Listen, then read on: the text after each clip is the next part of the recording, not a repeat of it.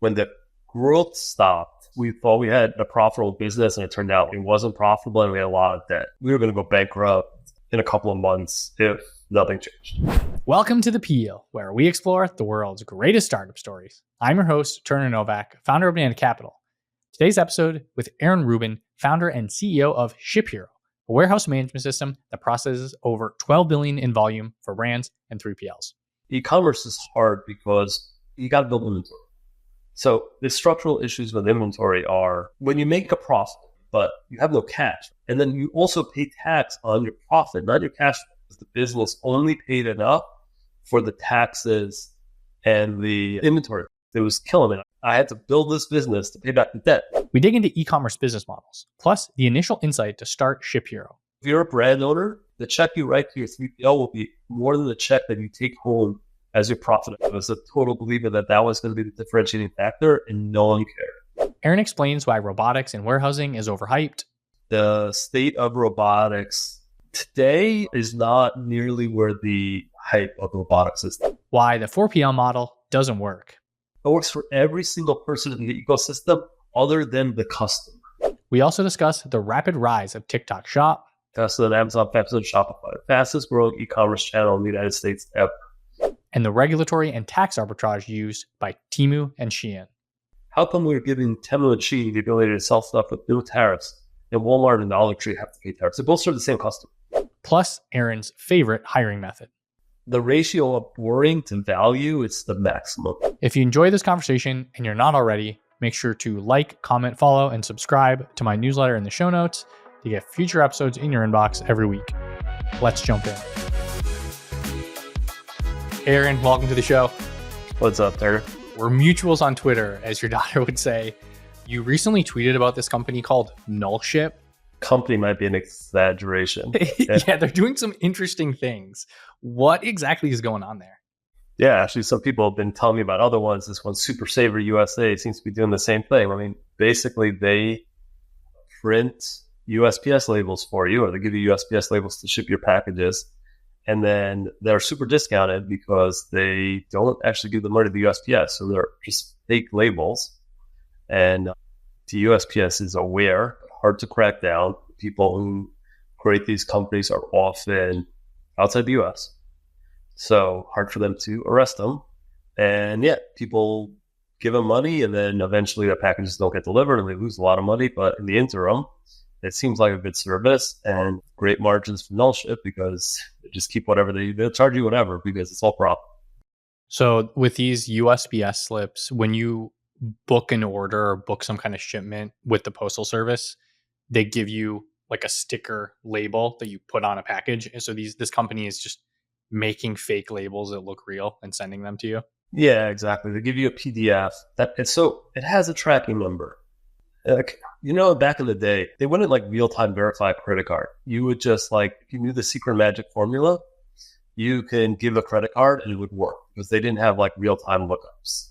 And now they real-time look it up. So you can't use a fake number. But at the time, it was you could commit fraud if you gave a credit card that swiped and had that passed like the checksums in the right structure.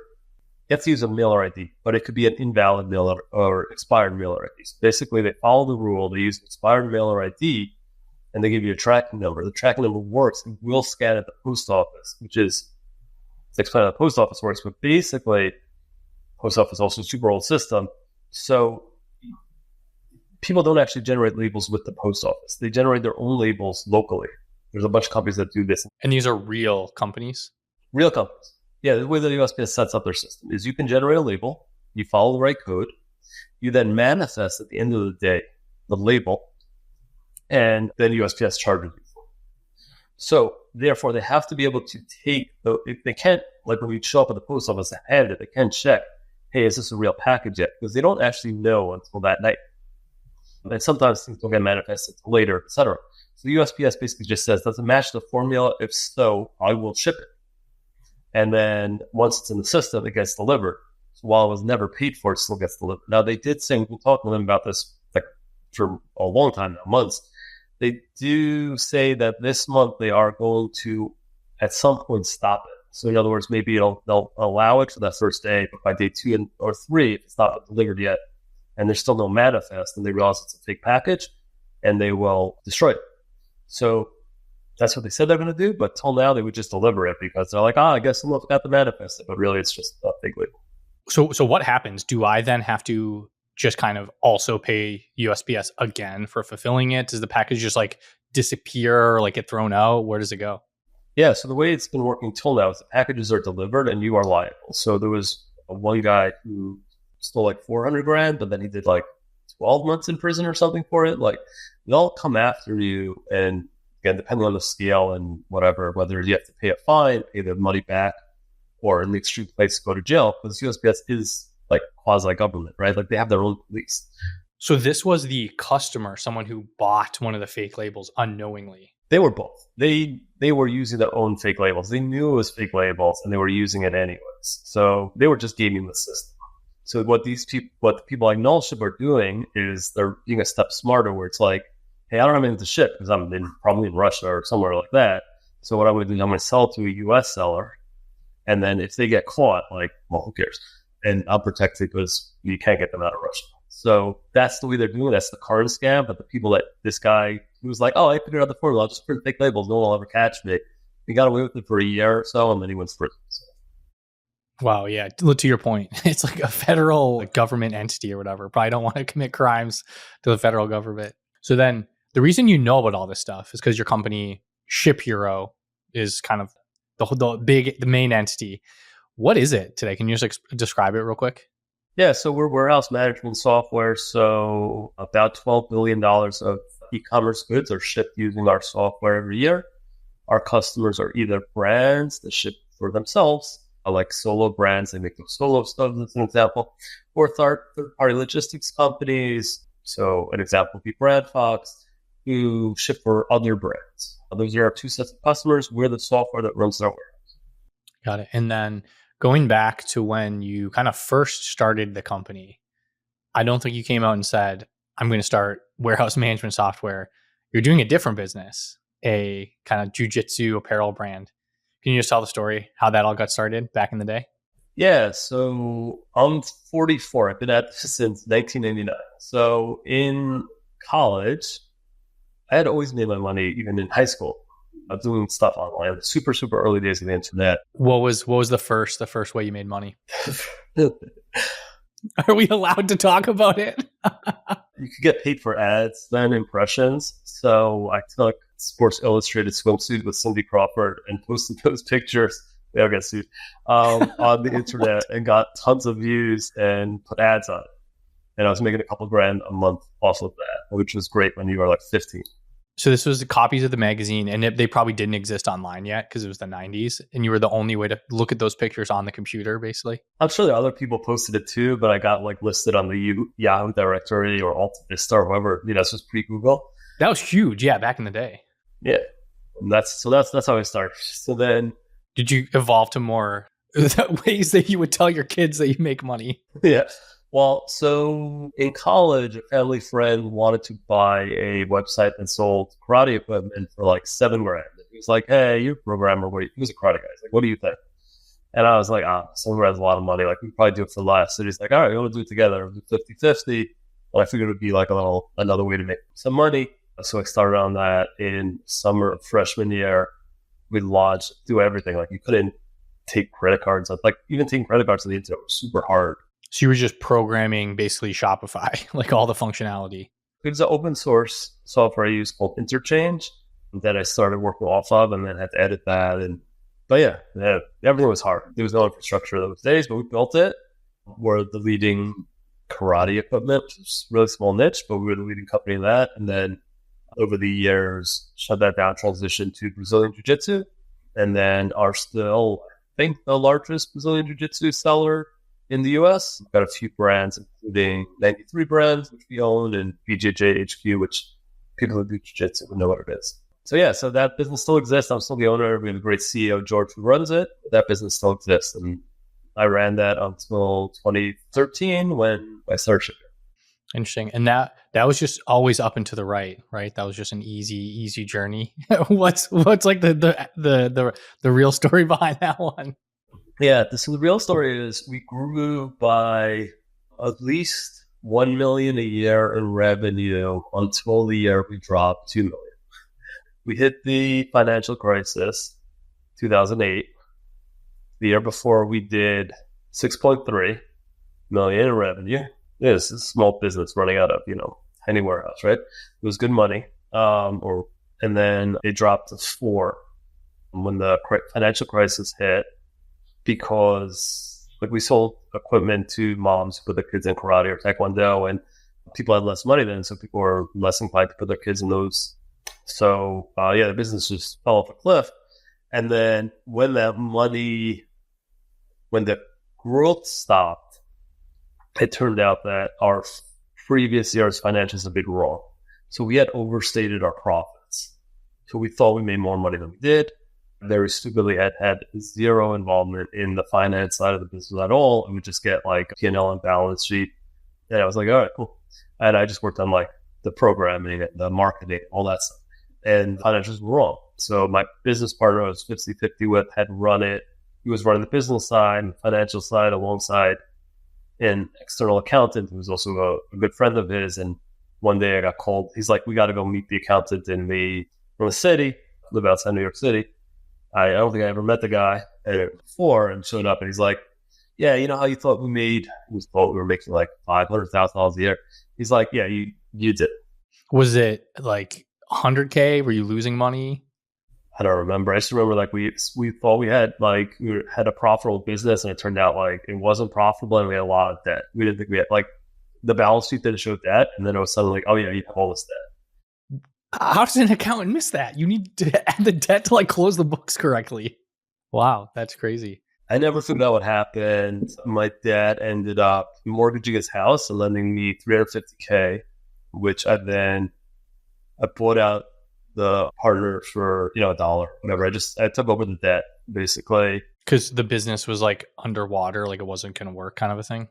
We were going to go bankrupt in a couple of months if nothing changed. So it was hey, we're going to go bankrupt, or what I told him was you made this mess.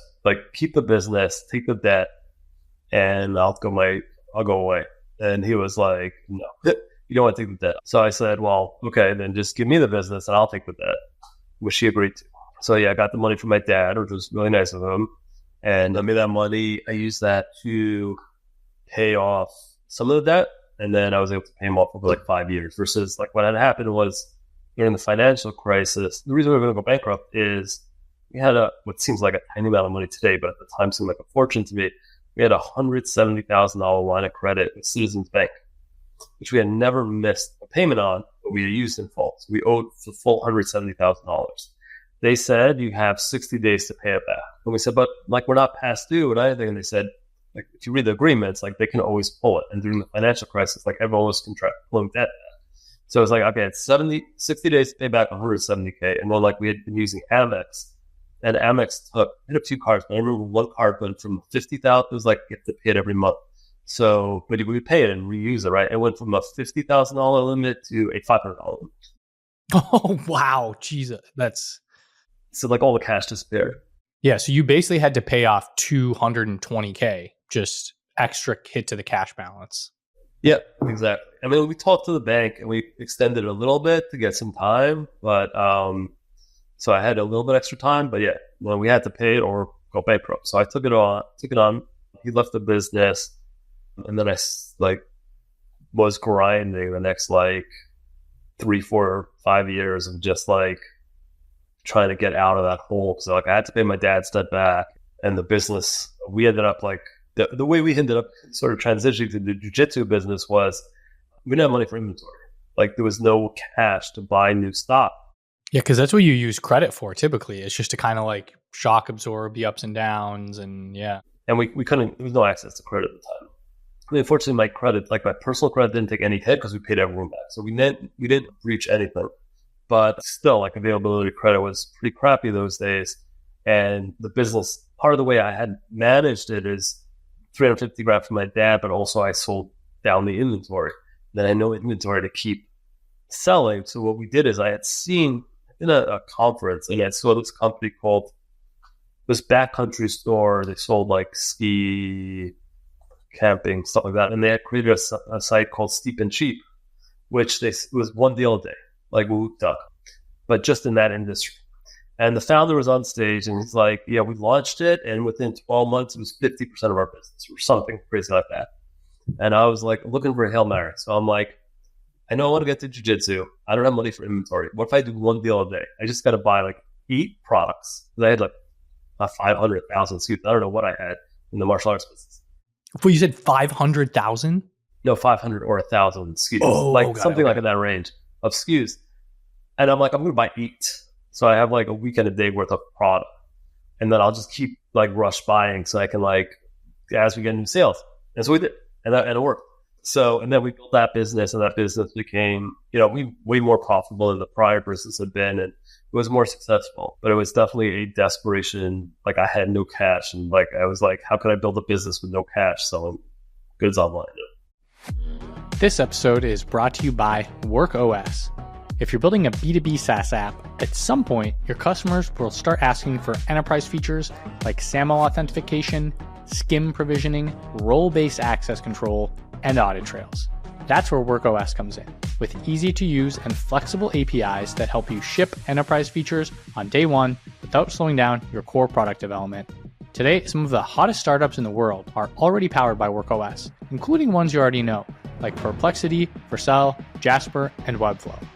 WorkOS provides a generous free tier of up to 1 million monthly active users for its user management solution, making it the perfect authentication and authorization tool for growing companies.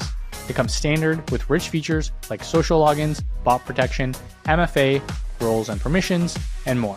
If you are currently looking to build SSO for your first enterprise customer, you should consider using WorkOS. Integrated minutes and start shipping enterprise plans today. Check it out at workos.com. That is workos.com. Like from a psychological standpoint, how did you manage that? Because I'm sure there's a lot of people listening that are probably in a similar position where they think there's light at the end of the tunnel. Maybe things aren't going perfectly, but there's a path through. Was there like anything you told yourself every day or something that made it easier to get through? Yeah, so there were 2 decision points basically. Like when the hard decision was to take the money from my dad. Or once I took the money from my dad, like I was committed to make it work. Like I borrowed the money. Like he was a college professor. He didn't have the money. Like he couldn't like absorb the hit. Like he literally mortgaged the house that he had, paid off his whole life. Like, so I couldn't fail at that point. Like I had my first kid. So like I went from going to the gym 6 days a week to 0. I didn't go to the gym for years because I was like, I just like took care of my daughter, worked all day. If it was like I can outsource something for $15 an hour, I do it myself. I did it myself. Like I was just like, I need to pay this money back. And like, I barely saw my friends. I was just like, I need to pay this money back. So once I did, that was sort of like, I made my decision. The hard decision was like, do I take the money from my dad or do I just declare bankruptcy and get a job? Like those were because I knew once I took the money from my dad, like I was committed. Like whatever it was going to take, I was going to have to do it. And I really struggled with that decision. I didn't want to take it from my dad. I had just had my first kid, 15. And I sort of, what was in my mind is like, if I fail, I fail. I don't want to tell her I quit. Your kid, you didn't want to tell your kid that you quit? Yeah, exactly. I was like, I believe that I can make this work. And if I fail, I can look her in the eye and be like, I tried my hardest to fail. But if I tell her like, it was too hard, I quit, I'm not going to do it. And so that's why I was like, all right, I'm not going to quit. Take the money from my dad. And then after that, I just busted my ass. And e-commerce is hard because there's a couple of structure. Basically, you got to build inventory. So the structural issues with inventory are super deep in the woods for the e-commerce people. But when you make a profit, but that profit goes into inventory. Like, yeah, I want to start with 8 days worth of inventory. But at some point, like, I have to bring in containers from overseas. Like, I got to buy stock more efficiently. So I end up building up to, $500,000 or $750,000 of inventory. So you're making profit, but you have no cash, right? Because all goes into inventory. And then like my wife wants to buy a new house. And I'm like, I made all this profit, but I have no money. Like you're in this weird spot. And then you also pay tax on your profit, not your cash flow. So I would, add 200 grand of inventory in a year. So like, let's say I would have $400,000 of profit, but 200,000 of that was inventory bill. It's an increase in inventory. So I'm paying taxes of 400,000, which like I'm in New York, so I don't know what that was. Little higher. Let's say it's 150 or 120 grand I have to pay in taxes, right? So I paid 120 in taxes. I paid 200 in inventory increase. I'm left with 80. And you have a kid, multiple kids at that point. Yeah, well, I had one at that time, but I ended up doing other things to make money. So basically what I ended up doing was I lived off of other income, not my business income in those first few years, because the business only paid enough for the taxes and the inventory, which again was killing me. I had a kid and I had to build this business to pay my dad back and also pay back the debt. Paying back debt also counts as profit. Yo, yeah, true. That's your other 80K right there. That 80 went to pay my debt because I had 350 grand I had to pay back. And I paid it back over like 4 or 5 years or something like that. So like that all went there. So basically I would like work my ass off to get that business to 400, which is not a bad profit coming from zero, but while simultaneously working other jobs, side hustle things to my wife didn't work. I had a kid. So I had to support the family and do everything off of other income. So it was a tough few years. Yeah. And then ShipHero sort of evolved from that business, right? Yeah. So I got that business up to a point where the year before I started ShipHero, I think the year before I left running that business, started running ShipHero, we made $1 million in profit. So I built that business up a lot. And then at that point, my background was computer programming. I got into like martial arts because I didn't do martial arts. Wait, so this whole time you were like not into it, but you were just like running the business? It's just the business I had to run. Like the business partner was supposed to run it, but then he wasn't there. So I didn't know anything about the business. So I ended up spending a lot of time designing apparel for Brazilian Jiu-Jitsu and working with factories and sourcing. And none of these, I mean, you can see the way I'm dressed. Not the fashion guy. Like, you're wearing a ShipHero shirt and that LVK. Yeah, the LVK hat. So it was definitely not my sweet spot. It was not my skill set. I was just doing that. It was just the business I was in. I needed to make money. I was a programmer. Like I was writing code as a kid. I wrote a game. Me and my friend, we wrote a game, an online text-based game. And I was 11. And like we had like people using it. Like that was my passion. It's what I love. I really wanted to get back to it, but I had to support my family, so I couldn't. But then once that other business, the martial arts business, was throwing off free cash, I'm like, okay, I'll have a CEO run it, and then I can start shipping. So I wanted to do it. The timing worked out that I had the cash to do it that way, and the market was ready because, like, we were looking at me and Yosef, who's a friend of mine who worked with me at the prior business, works with me at this business, at ShipHero. So we had built software, because we were both programmers and we built software for our warehouse because we couldn't afford the stuff on the market. Like we looked at stuff and it was just like, I hate talking to people. And it was like, you want to know the pricing? Well, let's get on a conversation. Let's talk about it. Maybe we'll meet in person. I was like, I don't have meet in person money for software. Just give me a link to sign up and start using it. If it's got more than like 3 digits on the monthly cost, like I can't afford it. So, because this was when we were rebuilding the business. So we built our own, and then I had just friends in the running other ecom businesses who, we just chatted. They came by and saw the warehouse, and they were like, "This is amazing. Can I use it?" And it was like, "No, I built it for one. Like it just doesn't work that way. I built it just for us." But we knew there was demand. And actually, our first customer was a friend of mine who owns a company called Wine Chateau. They're still a customer of ours who, he wanted something for his warehouse. He was warehouse in Jersey, and he's like, "Hey, I wish I had what you guys built for yourself." And we didn't use that code or anything. We started from scratch, but we knew there was a market there for it. And I wanted to get back into programming. So what was the actual product back? Like this was like 10-ish years ago, 12-ish years ago? So it was warehouse management software, so just software to run warehouses. But the idea we had was, so our warehouse was in New York. Jiu-Jitsu is very big in California. So that was our, like, sort of tied for our biggest market. And everyone was like Prime, or it's 2 days at that point. Now it's like 3 minutes. And so I would second-day air products from New York to California every day, just to compete with Prime. So people would buy through us. And it cost me a fortune. So what I wanted, but in New York, so basically it cost me like $6 to ship it to New York because I'm in New York, and like $20 to ship it to California. So my margin would be like, I'll make a ton of money on the New York orders and like $2 on the California orders.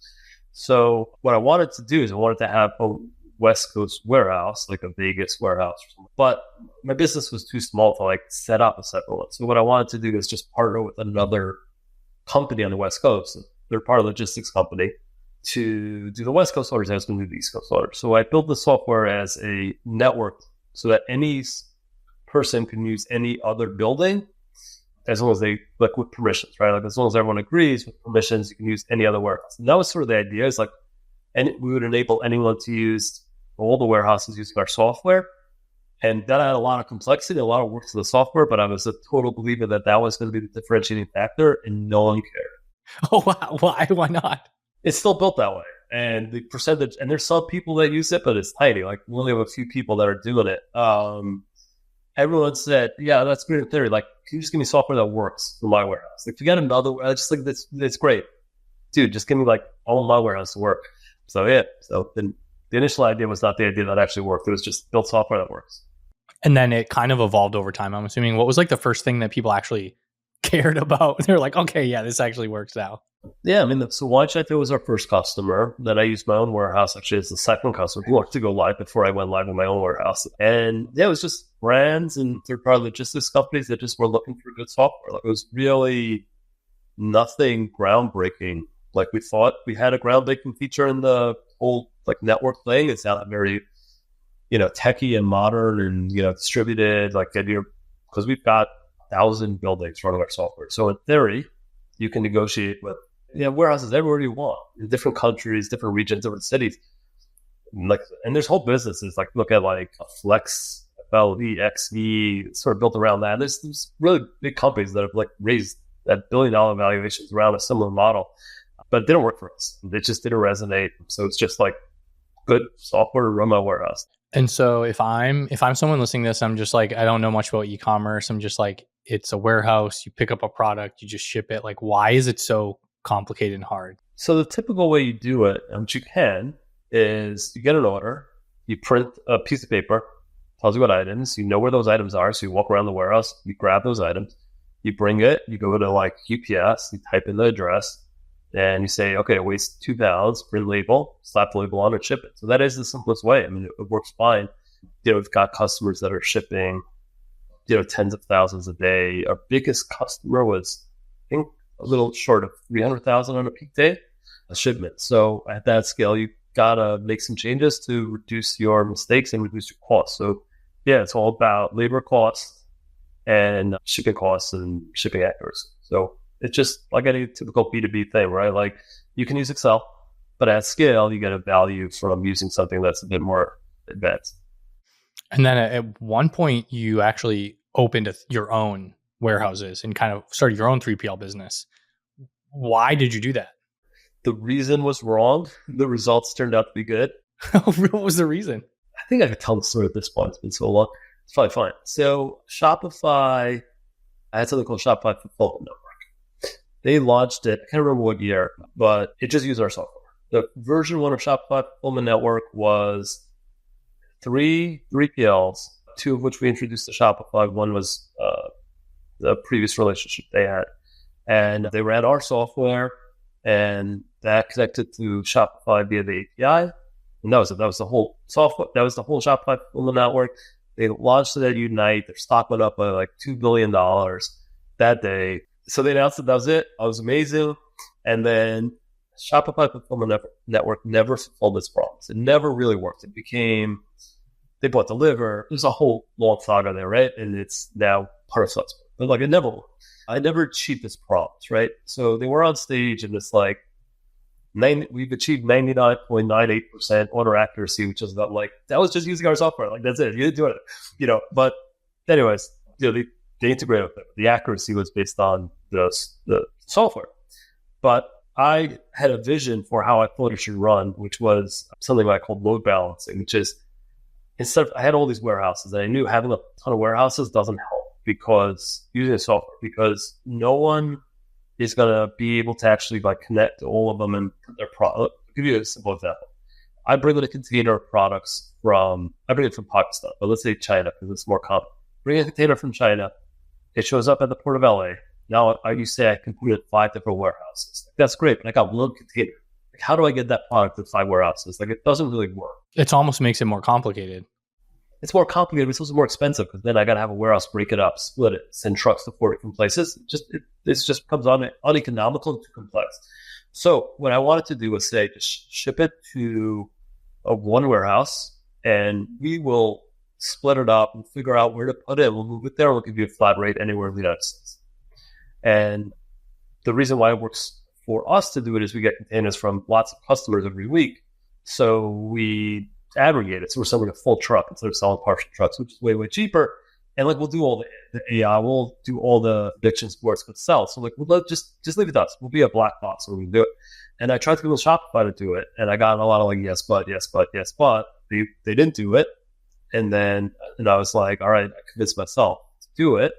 And I'm like, if they're not going to do it, I'll just go ahead and do it myself. So that was why it started. It's not the reason for the business anymore, but that's how it started. Do you still do any of that, or is that? We do, but that's again not the primary value of the business. So once again, I've learned the lesson that people just want something that works. Okay, so what is it today? So we do that for some people, but for the most part, our customers use us because they just want a third-party logistics. So we branded LVK today's announcement. But LVK, which is a wholly owned subsidiary of ShipHero, but it's our warehouses. So we've got 7 warehouses, a bit over 1 million square feet. And brands come to us to provide outsourced fulfillment because they just want a quality service. They just want everything shipped on time, correctly, at a reasonable price. Whether we load balance the stuff or not is a secondary concern. They just want something that works. And the industry, Deliver sold to raised a ton of money, sold to Shopify at $2.1 billion valuation on exactly that promise of the Deliver promise is you send one warehouse, they distribute it, they deliver at a flat price. The exact same business model we had, or that we started with, that was the idea behind the business model. And now they've sold to Flexport at a fraction of the cost. And also it just hasn't lived up to my expectation for what that business should be. For the state of the industry today, like, people are like, yeah, that's great, but like, can you just ship the right thing to the right customer on time, 100% of the time? And then let's worry about like the more complex stuff after you get the basics right. Is that still a big problem? Like, we're just not getting the things shipped that need to be shipped in the right amount of time? Exactly. The blocking and tackling is still where the industry is. It's not that advanced. We're still figuring out the basics of like getting things done correctly, accurately, reasonable cost. There is complexity in the business. It's not just ecom these days, right? You got to be able to ship to owned retail, third-party retail. There's complexity in the business, a lot of seasonality, right? We've got customers that go from $2,000 a day to $10,000 a day during peak. Like, that's hard to manage. So those sort of basics and doing it at a reasonable price is still where the industry is today. I still believe in the model of what we were trying to build. And we still do it for some customers, but it's not what we lead with. We lead with like, we'll get your shit to your customer on time, correctly, every day. You can call us on the phone, we'll respond. Like, we're going to help you succeed, and we're going to handle all the complexities and the reality of a business that is not always clean when you deal with real world products. Like, it's not uncommon for us to have to deal with situations where like the manufacturer sent the wrong thing, they sent to the wrong place, they mislabeled it. We're on Good Morning America. We didn't realize they gave us a slot tomorrow. Like, we need to ship 4,000 orders instead of 400 tomorrow. Those sort of things, and we deal with that. And that's what the value that our customers see and use. So can't you just use automation, robots, AI, and it just fixes all this stuff? Like, there's still so much manual stuff going on. Why is it not that simple to just replace it all? Yeah, almost I've seen probably more than 50% of the robotics projects that I've seen have been failures, have been ripped out. The state of robotics today is not nearly where the hype of robotics is today for warehouses. So, Amazon's clearly the leader in it, but even they have a ton of manual process, a ton of manual warehouses. That's why they're like the largest or second largest employer. in the US. It's not because there's robots in there. It's because there's still people doing most of the work. We use hardware, custom-made hardware. We're doing a bit on the robotics side that's owned by us, but we're not trying to do like a full lights out warehouse. That's what you would have heard 10 years ago. People were like, oh yeah, 2024 will be like, you won't have to even have lights or air conditioning or heating in the building because it'll be all robots. I've seen those videos where there's like 10 stories and like packages will be like automated going through all these pipes and like layers and stuff. So you're saying that is not... That's not the reality. Those are great pitches, but like no one's actually doing that shit. Like, is it possible to do? Like, are they just expensive, or like, is the tech just not good enough? Or yeah, so I mean, they work for. So like one of our customers, multi-billion-dollar retailer up in Canada, has a beautiful automated system as a small part of their warehouse that works really well. I think they have 7 full-time engineers on site, like software robotics engineers. Yeah. And integration engineers, all that, just managing for all the issues. But that also and it works well. The reason why they can afford to do it is they're, a 40-year-old company that has very high demand. They own a lot of stores, and they can say we have a certain percent of our business that we know is going to be consistent, and we know what it's going to fit in, and it's going to go through those robots. But still, the majority of the warehouse is run by humans. So, because the robots only handle narrow use cases, and everything needs to have an alternate flow that's handled by humans. So, yeah, there's nothing, no one's doing everything fully robotic. So there's always a second version of everything that's done by people. Is that for like capacity spikes and then like troughs in capacity, or is it like a fail safe, like just in case the robot dies? No, it's because the robots can't do everything. So like this system only holds, I don't remember the exact size, but like there's totes. The totes are only, let's say 4 cubic feet, right? If something is more than 4 cubic feet, it can't go through the robot. If it's longer than 36 or 48 inches, or maybe less, it doesn't fit in the robotic system. If it's liquid, it can slosh around, it can move, it can't go through the robotic system. If it's potentially flammable, you don't want it in the robotic system. There's been a couple of, or one high profile accident, like if you have a fire up in those, it's really bad. So you need to keep those out. And so there's all these edge cases which require that you have an alternate flow for everything, which is fine if you have. So basically, if you're saying I've got a warehouse with 300 people, and now I'm going to automate, and now I'm going to have a warehouse with 150 people, like that is doable. If you, and $50 million investment, but like you can do it with that sort of investment. If you're going to say, I'm going to go from a warehouse for 300 people, and I'm going to take it down to 30 people, like you're going to waste a lot of your company's money, at the end of which you're going to be fired, because that project will never succeed. The state of automation is not nearly there. It's a way to remove some people from the process, get rid of the most manual, inefficient, sort of dirty, hard jobs, like get rid of some walking, things like that. That works. But to try to like, hey, a robot's going to pick items, put them in a box, spot, like it's not going to happen. Why is it not going to happen? Because like that seems like a pretty easy. The tech's not there. It will be there, but we're probably decades away from it at this point. It's all the complexity that humans are pretty good at managing, right? It's like something's really big. Just grab another guy, and he grabs the other side, and you pick it up and you carry it. Like, yeah, true. Do that with robots. Like we have, when there's glass, like a human grabs a glass, loose the bubble wrap it, put it in, and then could grab some other item that is like tearable, like a plastic, and okay, I can't rip that. The glass, humans know that right away. Robots are really bad at that, and they don't understand what things are, right, that humans do. So that's part of the complexity. And again, there's a lot. Also, a simple thing like not tipping something over. Like if you load a cart that is like too heavy on one side, a robot that picks it up, it's going to tip over. Like a human will naturally know, like, oh, wait, no, this is not good. It's wobbly. I need to rebalance the weight.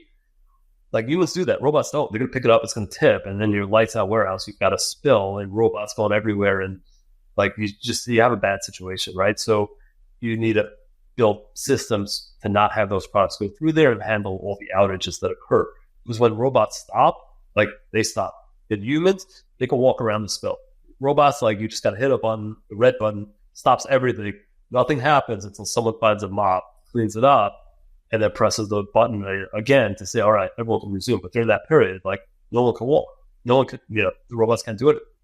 So really the robots and automation only makes sense if it is a like a simple task that can be done over and over again with no complexity, that if it fails, it doesn't shut like the entire surface area of the factory floor down. Yeah, I mean, it needs to be safe and ideally like decoupled. And a lot of them are more cobots where it's like the human working with the robot. So there's like carts. The very common use case that works really well, something we've been working with, is like I got a cart full of product. It needs to go from A to B. This is what Amazon does, right? With the Kiva robots. Yeah, that use case works pretty well. Because then the human doesn't have to walk, because the human's job was walk to the thing, pick it, and then bring it back. Maybe the picking it is difficult, but just moving something with mechanical horsepower with the robot, that's pretty straightforward from point A to point B. Reducing the walk works really well. Moving heavy loads around the warehouse or factory floor works really well. Or something where it's like the exact same thing. So if you're gonna package 1,000 a day of the exact same thing, like I got 1,000 soaps and I gotta wrap it, put it in plastic every day, 1,000 of these every day, or 100,000. Like you build a system that does just that. It's not a smart system. It does the exact same thing every time, but that works. The warehouse, very rarely are you shipping the exact same thing, right? It's like this guy ordered a t-shirt and a water bottle, right? And this guy bought a hat. Like you can't switch the hat. Like there's always different. So that's why the warehouse is good for like that initial use case of moving. A lot of moving in the warehouse, you can automate that. That's amazing.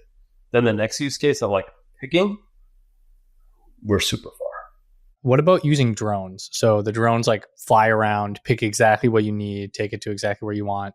Is that, because that sounds amazing if it could work. Are we close to that? There's people using drones for counting, checking where things are. Those could be used like RFID. Drones could be useful for that. I mean, they're not lifting. There's never flying drones moving anything around within the warehouse. There are flying delivery drones. The use case of drones for delivery exists and will continue to exist. And the reason why it actually works in some ways better outside the warehouse than in the warehouse is you have UPS that's going to deliver, right? So if I can say I could take 20% of my packages and deliver it via drone, then you don't have to figure out how do I solve every use case with the drone, because the drone can't solve every use case. But if you can solve 20% of the use cases at 50% of the cost, like I just took 10% of my cost out, that's amazing, right? Because you still have UPS. But if you said I'm going to do like drone-only delivery, like how are you going to deliver a 75-inch TV with a drone? Yeah, that'd be pretty funny to watch. Right. Yes. So drones outside the warehouse like are here. There's companies doing it, even within the US and outside the US even more. And that's going to continue to grow, as well as the sidewalk drones that drive stuff. So that's going to happen. But they're working with a person. Basically, the way it works is the person has a package. They put it in the position for the drone to grab it, right? The drone does delivery, drops it, and another human takes that and brings it to the house, right? So it's like human plus drone works pretty well.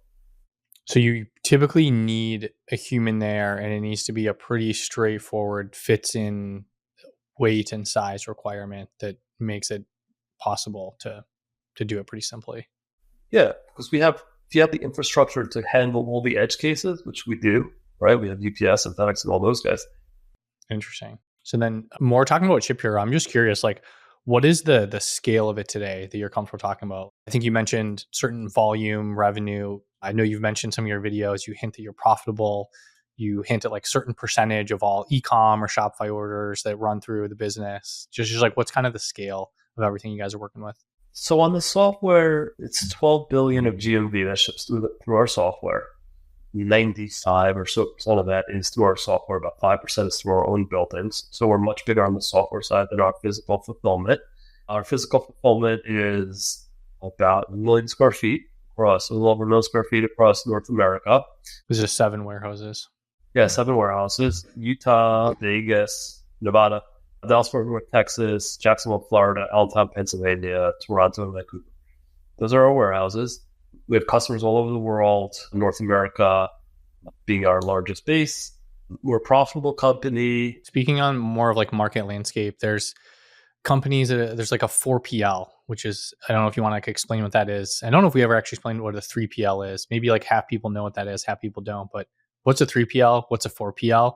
And then what are your thoughts on how that landscape with all the VC funding over the last couple of years has gone? So a 3PL is if you own a brand and you can ship out of your own warehouse, or you can outsource to a third party that will ship it for you. And generally you would do that because it's just a hassle to figure it out. And if you can just have someone else do it who's good at it, you focus on the other aspects of your business. Yeah, it depends on the brand, whether it makes sense or not, but usually it pays to outsource it. A 4PL doesn't own any buildings. So they act as a 3PL, so basically, if you're a brand, so you own Turner's Bananas, right? I'm a 4PL. I go, hey, Turner, I'm going to ship your stuff for you cheaper than anyone else. Give me your business. And then I go and I say, hey, Aaron, you got a warehouse. Like, I'm going to put Turner's Bananas in there. I'm going to pay you $2 an order to ship it, and I'm going to charge Turner $2.50. VCs love that model because I don't have to own a building. I just outsource to A, mark it up. I take a cut, asset light, and I just print money in theory. And how come of all those companies, like only one has ever had a single profitable quarter? Well, I should say of all, because there's some other 4PLs, but of the big ones, they don't make any money. 4PLs, like in theory, have a great business model. VCs love them because they don't have to have assets. So that means like if in my business, where I own my own buildings, if my business doubles, I need to go get new warehouse space. I need to hire new managers. I need to lease new building. I need to buy new racks. I got to buy new robots. I need to buy new hardware and packing stations. And then while I set those up, I'm paying the rent on the building, paying the employees, but I don't have the revenue coming in yet because there's a ramp time to build the building, set it up. And then you can sign like 7-10-year leases. So you have to get ones bigger than what you really need to grow it. There's a lot of negatives and VCs hate. On a 4PL model, you have none of those, right? If I have too much business, I just call up another guy who runs a 3PL. I'm like, hey, I'll give you some business. Why don't you give me some space? Then you scale infinitely at zero cost. All the words that VCs love. Yeah. So why is it bad? It sounds great so far. It sounds amazing. The funny thing is, what you need to do is you need to find customers and you need to find warehouses. You got to get the warehouses to use your software. At ShipHero, we have like maybe the largest number of warehouses shipping e-commerce orders in North America. So we're like super well positioned to be at 4PL. And we actually started the company started as a warehouse management software. But before we became a 3PL, we very briefly were a 4PL. Oh, interesting. Yeah, and I hired Maggie, who's now the CEO of LPK, which is our fulfillment division. She said, like, because she had a previous startup that she had sold. So she joined us to run this 4PL. She'd been with us for a few months, and she's like, Aaron, I know I might get fired. This business will never work. And she was right. How far into the job was that? Was that like pretty quick? Just a few months. She's like, I don't want to just take your paycheck and say, oh yeah, we'll get to it. This business model does not work. It will not work. And you want to talk about like, well, we could do that work? It doesn't work for customers. It doesn't work for the merchant. It works for the VCs. It works for the investors. It works for the tech. It works for every single person in the ecosystem other than the customer. The ones who actually pay the money. Right. Because the customer wants to work directly with the person that's shipping the order, the building that's shipping the order. And they get no advantage from having me as a middleman between them. It's like, I'm going to find the business building for you to operate it, right? I'm going to I'm going to be a bottleneck in the communication between you and them. I'm going to mark up their costs. Why not just work directly with them? Where's the value I'm adding? And there is no value. So now the value that I used to deliver as an example, because I don't want to throw too much shade, but they've been sold, and like I know our recent founder, he's a good dude, but like he's exited. So like I feel like I can speak fairly freely. Like they lost a ton of money, so they're subsidizing, right? So the value to the merchant at that point is that they're getting a subsidy from a Co2 or whoever their investor was, I don't remember, right? Okay, that's great. But like that only works for so long. And then that subsidy stops. And then once that subsidy stops, what is the value being delivered to the merchant by having a middle layer between the building and themselves? Now, people say, well, but Uber does it, and Uber's a great business. Sure. The value there is I don't want to have a network of 1,000 different drivers I call every day. Be like, hey, are you available right now?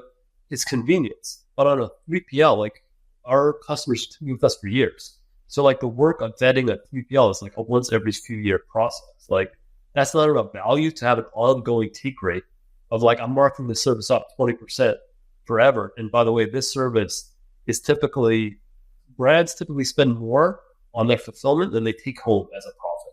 So if you're a brand owner, you will give the check you write to your 3PL will be more than the check that you take home as your profit every month, right? Why should you have a 10 or a 20% markup on that? Like you shouldn't. You want that to be as low as possible. And I don't see how the 4PL model helps that. So there'll be pushback. There'll be people, obviously the businesses that are doing it. But in my understanding, if you look at all the big ones, deliver less money every year, every quarter. Like the other big one that I won't throw names out, but like my understanding is the only profitable quarter since they existed, which is like 7 years or so, was Q4 of 21 or 22. Like that, we're not doing another COVID. I mean, hopefully, like we're not having another lockdown where you get those sort of like you can do whatever you want price wise, right? And at that point, there was no capacity in the market, so you had pricing power. But like they're a huge ad scale company, and they don't have our scale in terms of the number of the GMV. They're smaller than that, but they have much more scale than us on the fulfillment side. The revenue is higher than ours. They're not making a profit while we are. So I don't see the 4PL having. I don't see the reason. I'm happy to hear pushback, and I've spoken to people there, and I have respect for a lot of the people there. But I don't understand how it serves the merchant better over the long term to work with a 4PL versus a 3PL, unless there's a subsidy.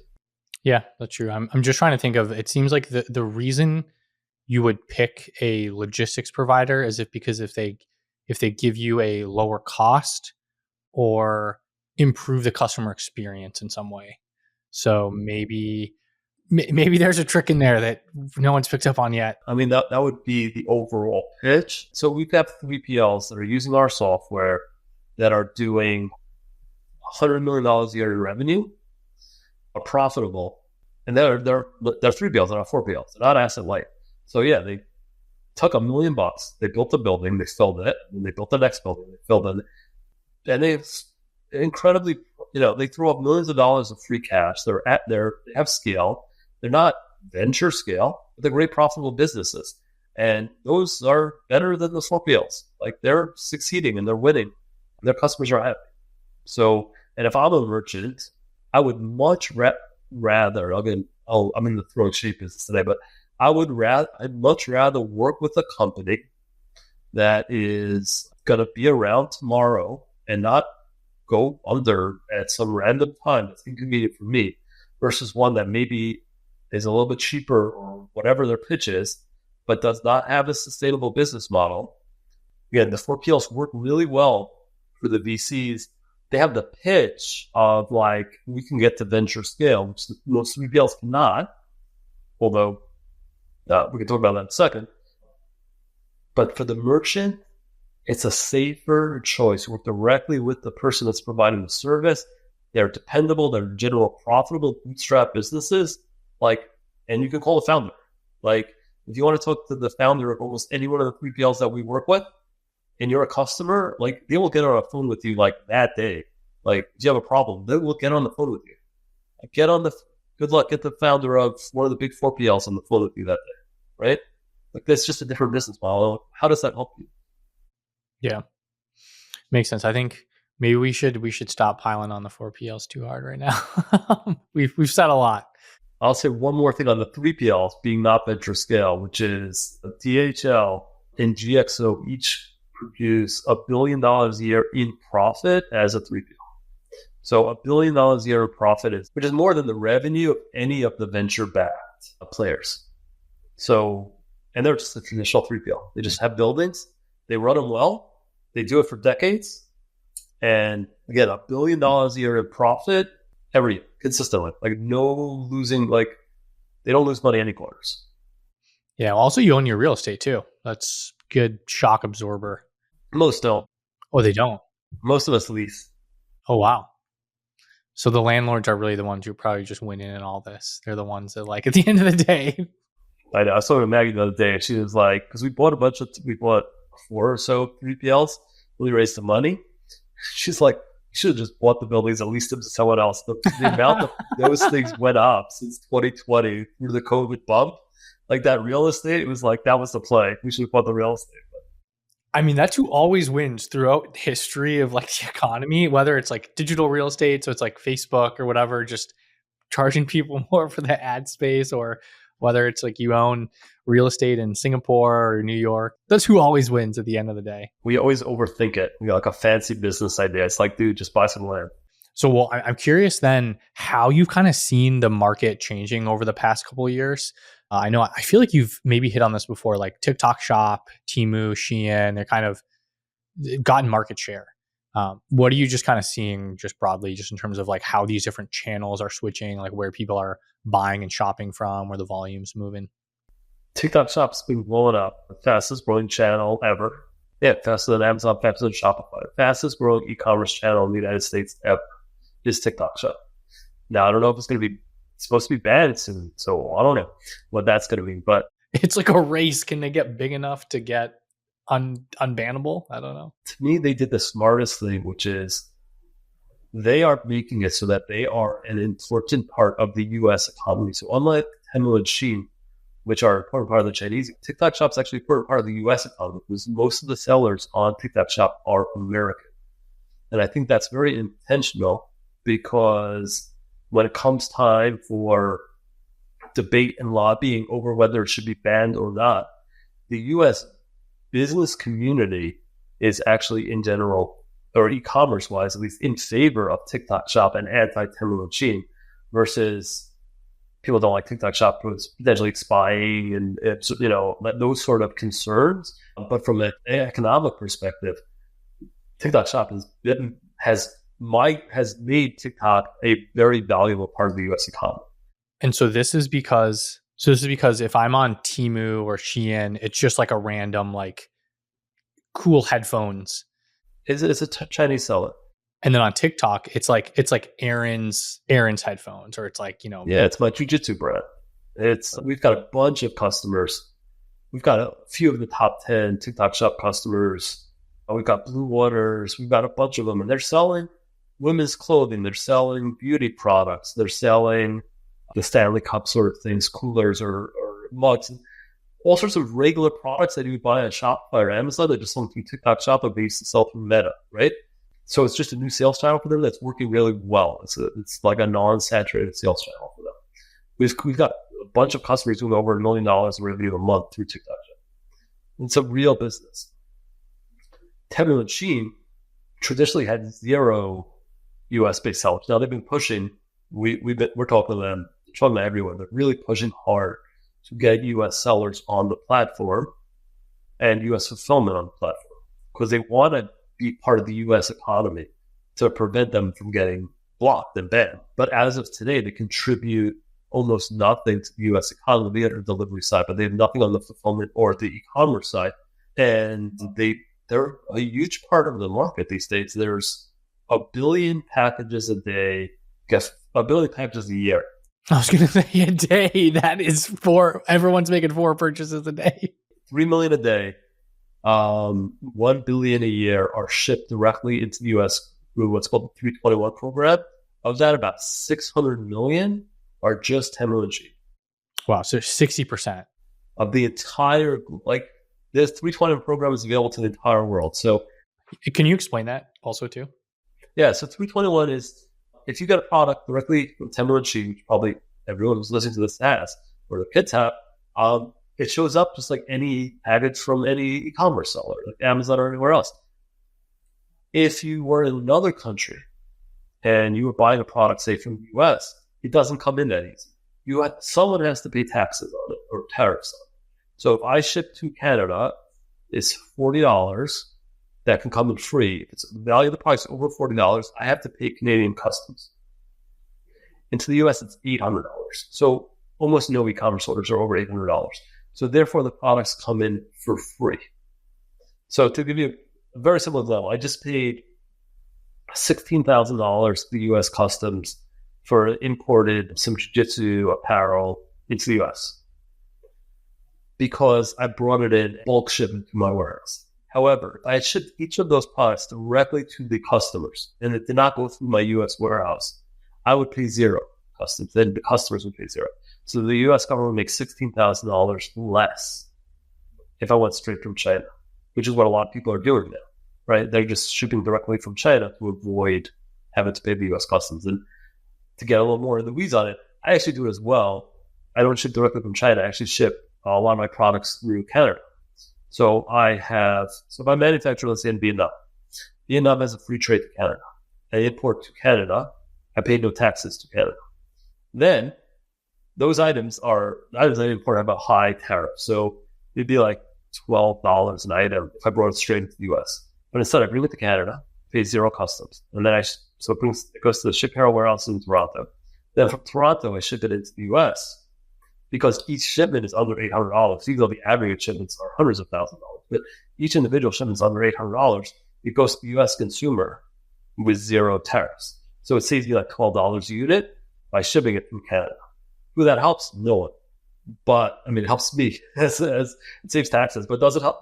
It doesn't help the U.S. government. It doesn't help anyone other than avoiding taxes, but it's a legal way to avoid tariffs. So I do it. Temu and Shein do that on steroids. They do it to the tune of 600 million packages a year. So should they probably be taxed? Like, do you think that's going to happen? Like, it just seems like they're pushing it to the limit right now. Yeah, I mean, so should they and will they are two separate questions. I think they should. I mean, I always think of it as, the argument against is like, well, if you add tariffs, costs go up, right, to the U.S. consumer. There's a lot of lobbying being done to keep this program in place. So that's what the lobbyists always say. What I always say is, if I buy that product through Walmart, I go to my local Walmart, I go through my local Dollar Tree, that Walmart and Dollar Tree pay tariffs, and that tariffs include the cost.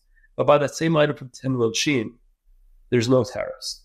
How come we're giving Temu and Shein the ability to sell stuff with no tariffs, and Walmart and Dollar Tree have to pay tariffs? They both serve the same customer. There's no difference in the customer. So don't be like, oh, it's to serve the customer. If you want to serve the customer, give it to Walmart and Dollar Tree tax-free, right? So I don't see why we should. Will we? There's a lot of lobbying. So it's just who can position their proposal in the best way to Congress. Well, the U.S. government works the way it works, right? So the right answer is not always the answer that happens. Yeah, interesting. Well, so then I've heard you say that. Well, I think generally, if you look at the data, you say Shein and Temu, they're growing, gaining tons of market share. They're kind of offsetting other weakness in the broader ecom market.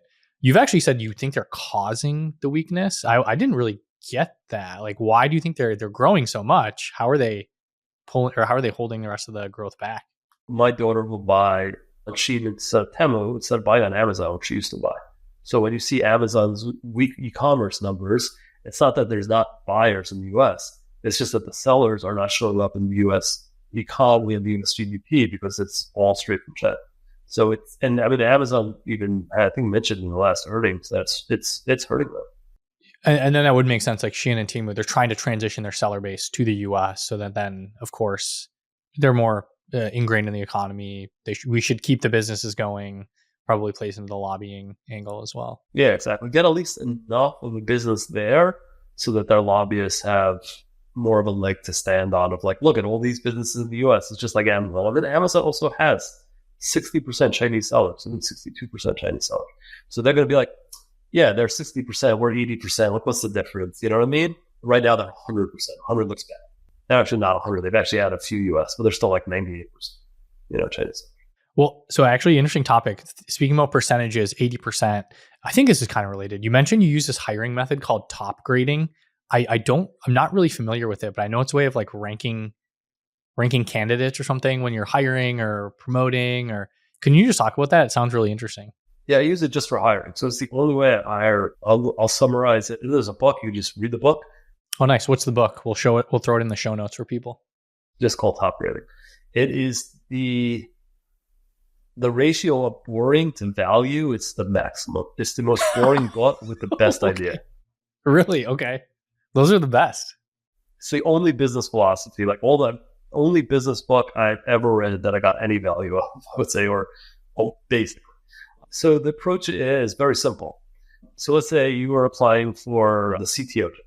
So we would do an initial quick phone call, 20 minutes. Just make sure, like, you're not holding bananas and throwing them at the screen. Just like a little sanity check. I'm a real, right? Like, real person, yeah. Yeah, this is something real, something worth having a conversation.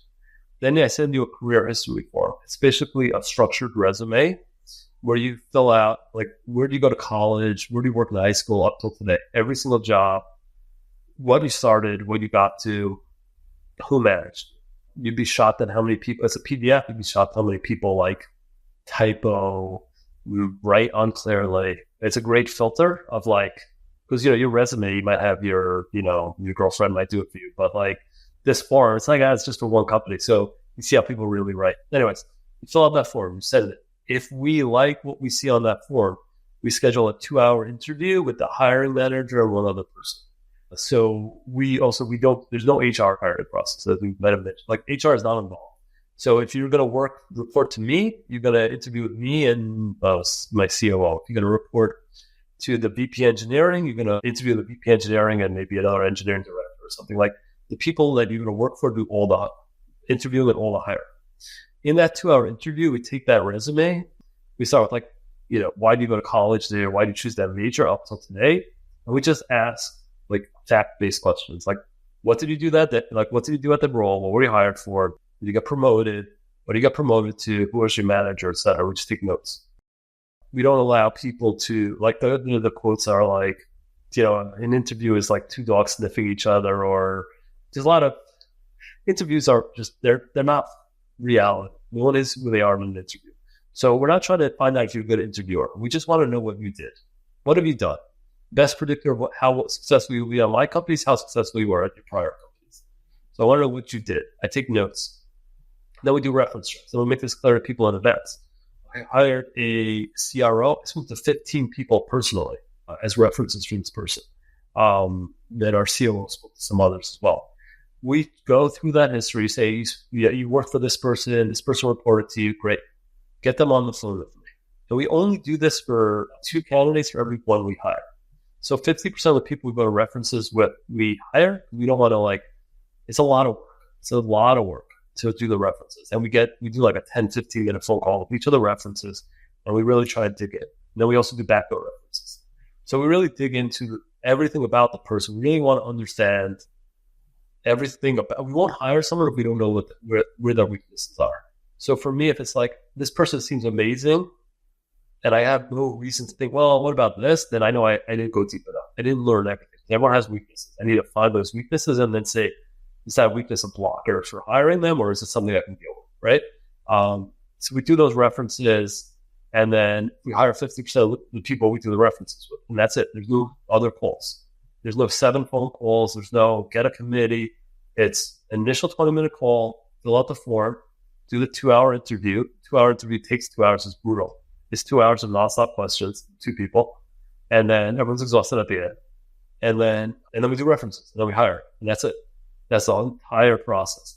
It's quick, and you get way more from 1 2-hour interview than 7 30-minute interviews. Why do you think people do the 7 30-minute interviews? I don't know. People are afraid to make a decision. So it's like, oh, well, everyone else, if they're fine, I guess they're fine. We also have a very simple philosophy here as well, which is, don't ask me if you should hire someone. In other words, if you're below me and you want to make a hire, if you believe that's the right person, then that's your decision, own the decision. If you don't think they're the right person, then don't hire. But you make that decision, because that's the person I'm going to report to you. I don't want to hear later, oh, well, you said they were good. And you're never going to get me to say no. Like, it's your decision, it's your team. You're going to manage that person. You choose the best person to have the confidence in your own decision, which is hard for some people. But to me, that's the only way to run a company. You have one person responsible for one decision.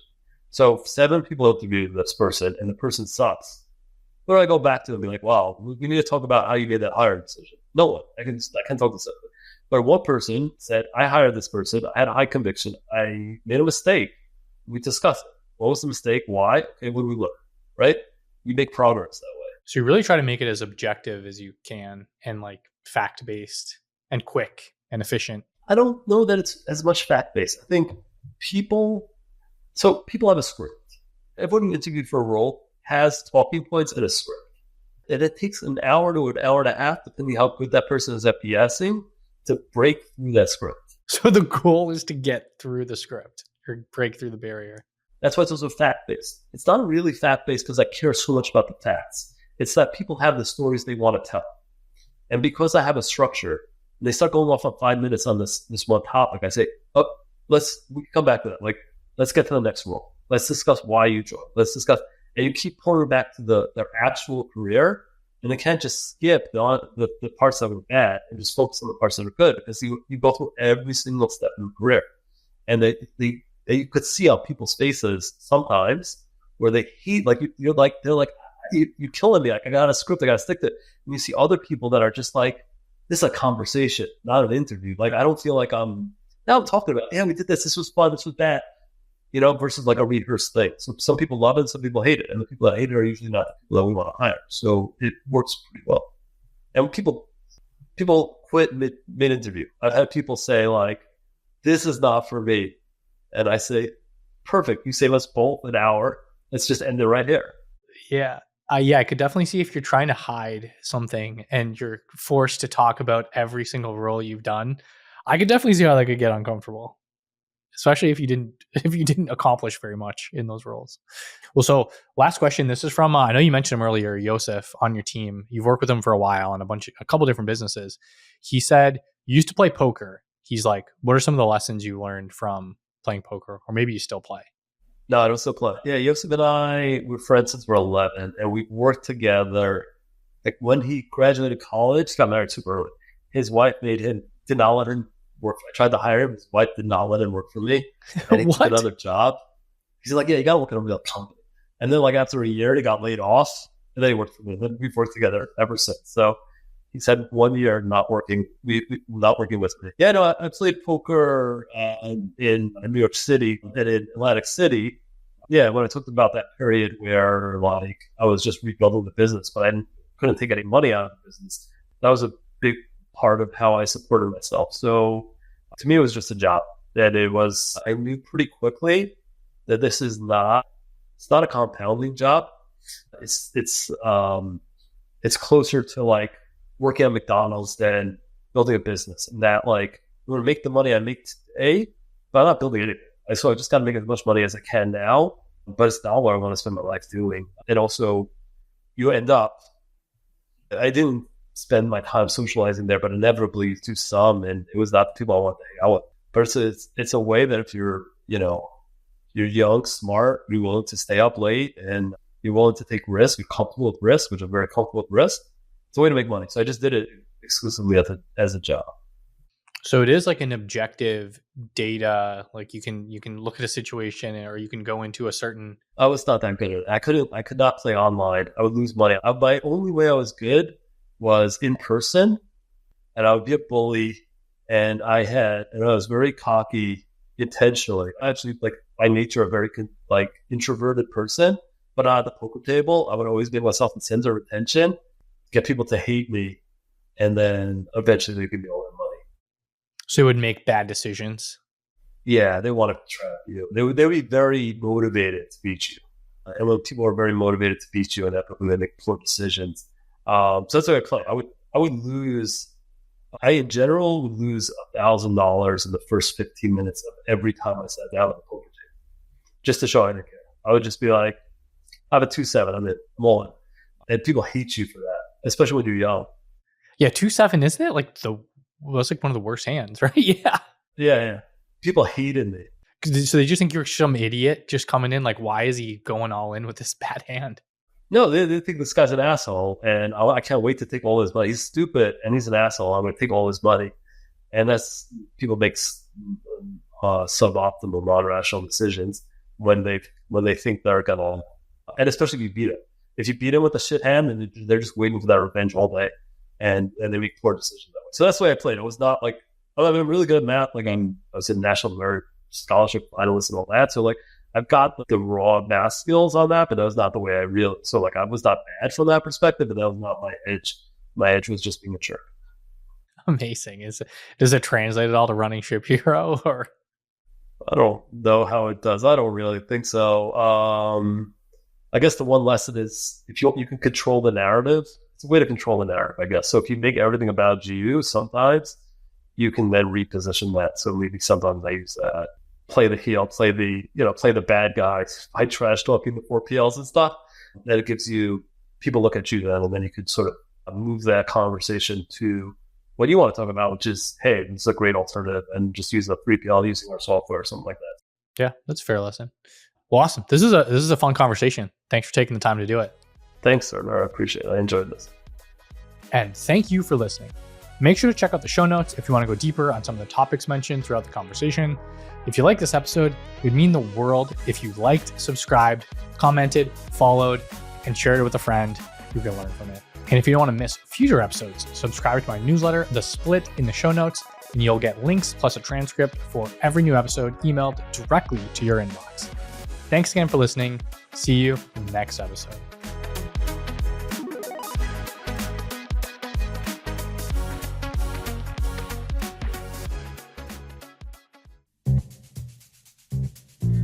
Hey everyone, Eric here. At Turpentine, we're building the first media outlet for tech people by tech people. We're the network behind the show you're listening to right now.